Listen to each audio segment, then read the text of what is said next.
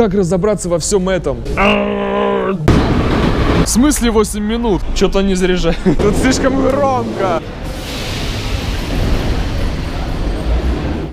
Я не буду рассказывать, сколько стоит проезд, а покажу вам, как разобраться в таком большом метро. Ну что, вы готовы к обзору? Тогда поехали. Ну давайте начнем с простого. У нас есть 3 кольца. Первое кольцо — это вот это. Но это обычное кольцо, где находятся самые красивые станции метро. Вот. Второе кольцо — это вот это. Вот, видите? Вот, его сейчас строят. И третье кольцо — МЦК, Московское центральное кольцо. Это ласточки, и все станции находятся на улице. Каждая линия делится по номеру, по цвету и по названию. Прежде всего нужно скачать приложение Яндекс.Метро. Это очень удобная схема и работает все быстро. Вот так выглядит схема. Некоторые станции у нас имеют кроссплатформенные пересадки. Например, здесь или здесь. Они обозначены вот такими точками. Кроссплатформенная пересадка. Что вы несете? Давайте я объясню, что это такое. Давайте представим ситуацию. Мы едем по желтой линии, и нам нужно перейти на оранжевую линию.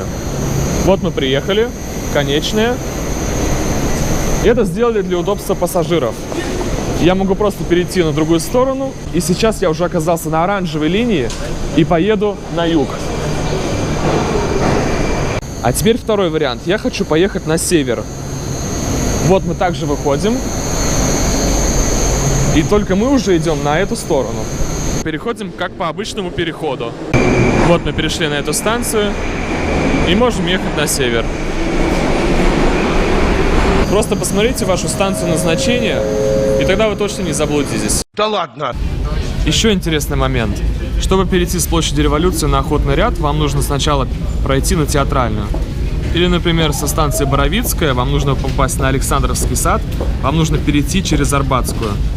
И у нас есть еще станции с одинаковыми названиями, вы посмотрите. Ну офигенно, чё? Станция Киевская у нас вообще 3 штуки. Например, я хочу встретиться с человеком, и я ему говорю, я нахожусь на станции Киевская синей линии, или Киевская кольцевой линии, или Киевская голубой линии.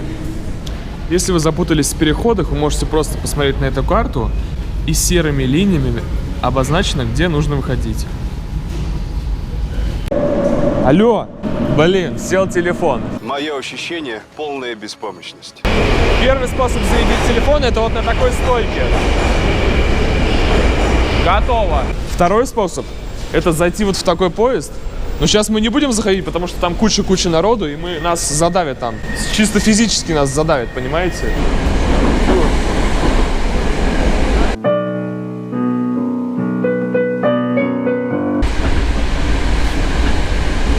Стойки в вестибюлях. И на 2 станциях у нас есть маршрутное движение. То есть вы можете поехать сюда, или можете поехать сюда. Или вот отсюда, например, от Шелепихи вы можете поехать до Парка Победы, или до делового центра. Вот место назначения у него на лбу написано, и также на табличке. Один поезд у нас идет на Международную, а следующий идет на Кунцевскую.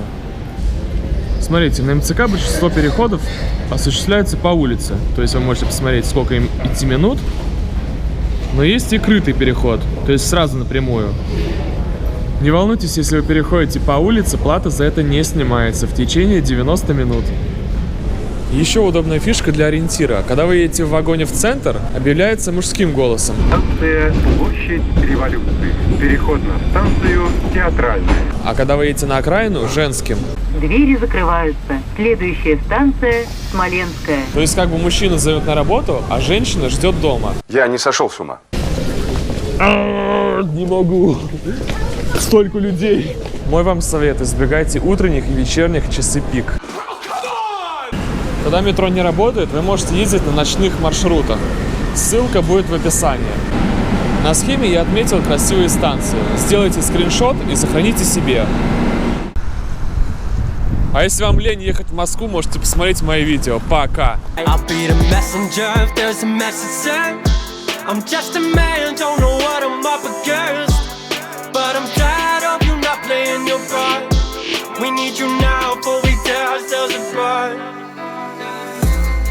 I'm going crazy right now. My vision ain't see right now.